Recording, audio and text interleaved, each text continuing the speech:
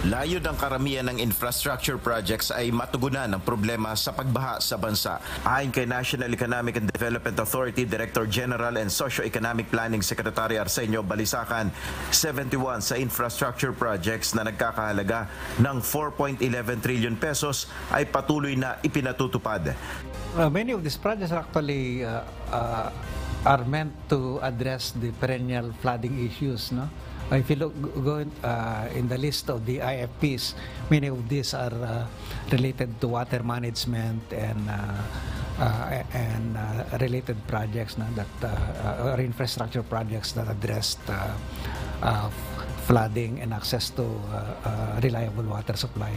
Aabot sa 194 infrastructure flagship projects ang inaprubahan na ni Pangulong Ferdinand Marcos Jr.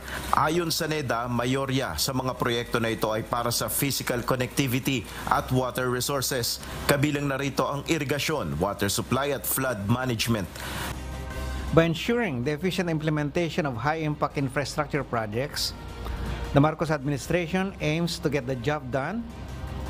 We will enhance connectivity, reduce the cost of doing business, promote the creation of high-quality jobs, and ultimately reduce poverty sustainably to improve the lives of every Filipino. Nel Maribuhok, UNTV News and Rescue. Diyos ang aming sandigan, serbisyo publiko ang aming pinahalagahan.